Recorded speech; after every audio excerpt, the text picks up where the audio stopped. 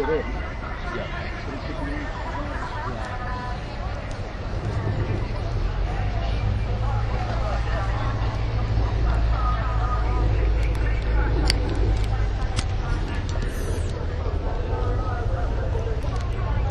I'm here at Wimbledon, in Wimbledon, not at Wimbledon, because I'm in a golf course filled with cars. There is a phenomenon, which I've never come across before, but presumably it happens every year, called the queue. And about 2:30 at the moment, and the queue, they say, doesn't end until, well, they say if you got on the back of it now, you'd be into Wimbledon, costing you 20 quid by 6 o'clock. And you have to go via the G4S security cordon, which is magnetic arches and cash only. And they've got these little search mobiles, little golf course search mobiles. So G4S working in the golf course using little golf buggies. It's almost like we're used to it now, isn't it? But it's like a whole sort of G4S security encampment with big cameras on it as well. So I've been looking into the history of Wimbledon, not just the tournament but also the town, and it's actually quite an interesting place. The parities that are there with the Grove are really quite astounding, in that Wimbledon's just slightly outside the boundary of London. It's where aristocrats and members of the royal family and city tradesmen used to come out and as a sort of country retreat. And you can hear all the speakers. They sort of broadcast the tennis sort of all over the place. I'm in car park number 8 at the moment, and this site apparently goes back to the Iron Age. I'm on a bit of a mission today to try and find the Iron Age fort, which is over in Wimbledon Common, and I've dug up some information about the name Common and Commons and what it means, which I'll share with you when I'm on my little escapade. Right now, though, I'm going to wander past all the gates. I'm going to go off to the other side, find the free screen, and take a wonderful time-lapse photograph of people watching tennis. Hopefully they'll be doing like this. Or something. And then I'm going to go search for some ancient things.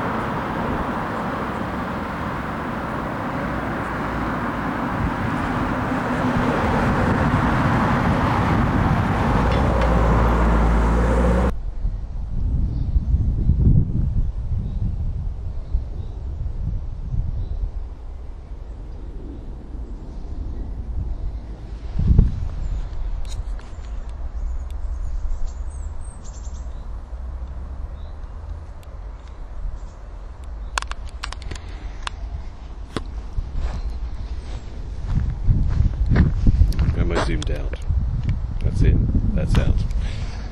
So, I'm off work today because I'm letting my throat recover. I don't know if you can hear it.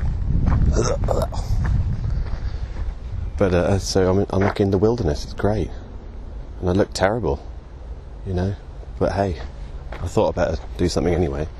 So I'm here on common land. This is common land. And it's quite, expansive. I mean, you can see sort of like all the trees everywhere. I'm just coming into this massive clearing, like behind me. Can you see all that back there? It's very nice out here. It's very quiet. And there's hardly anyone here apart from that guy.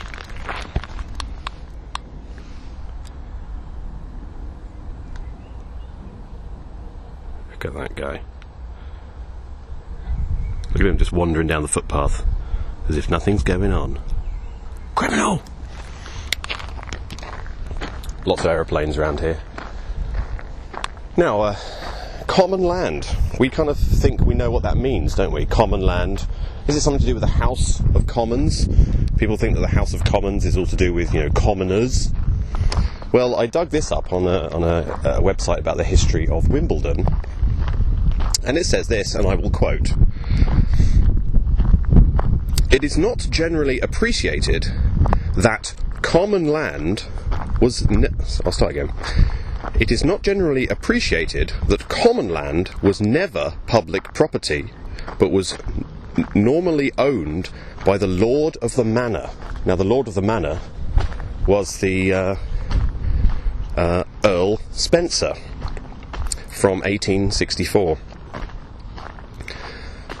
The only members of the public entitled to use the land were certain tenants known as commoners, who were granted common rights, which included a certain amount of grazing and the collection of firewood.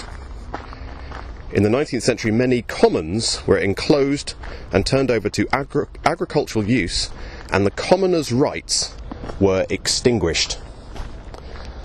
So I think that really says it all, in that, in my little trip to Wimbledon today, and finding out a little bit about Wimbledon, what I found out, of course, is what I've been talking about for the last couple of weeks, is that there really is no such thing as public property, it seems.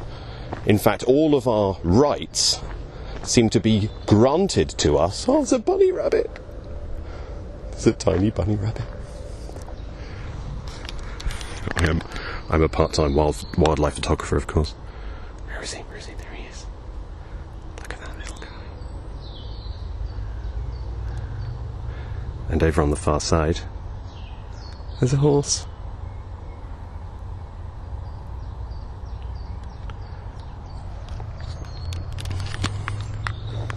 Wildlife kind of puts me off the subject, doesn't it?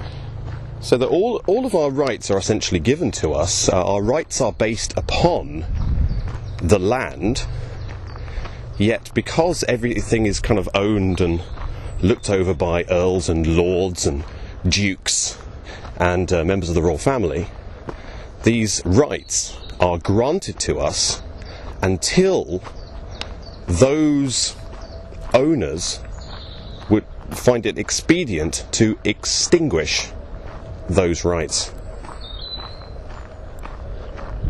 That is what I found out in this area of wilderness, and I'm now going to go and check out the windmill.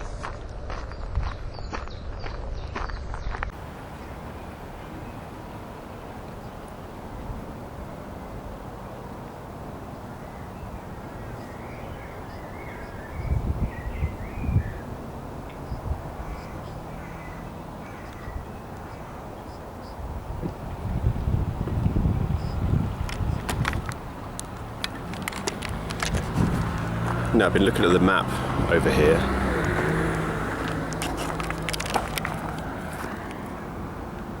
I am there. That's the windmill. And I'm looking at these two hills, and if you can see them there and there, I think that might be the Norman fort. So it's up here. Oh, interestingly, by the way, look. Here's the windmill. Carnegie Place. Just thought that was quite interesting.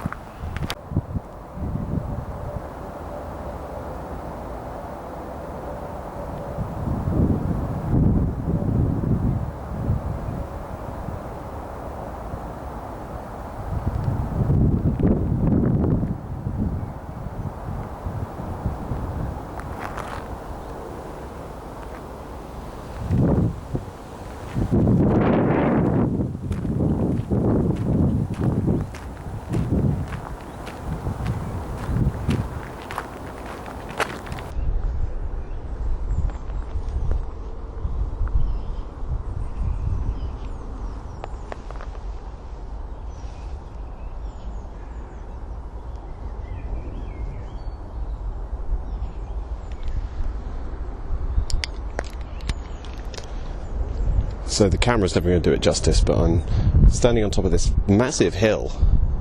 It goes all the way down.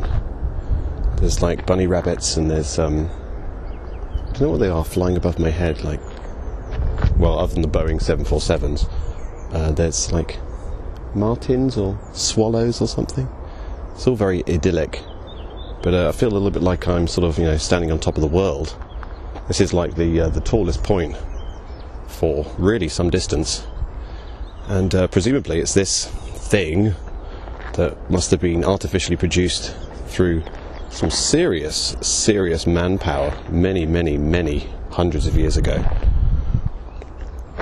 That's the reason that all the sort of elitist scumbags used to hang out here in the sort of 1600s, 1700s, 1800s, 1900s, and they're still hanging out here today.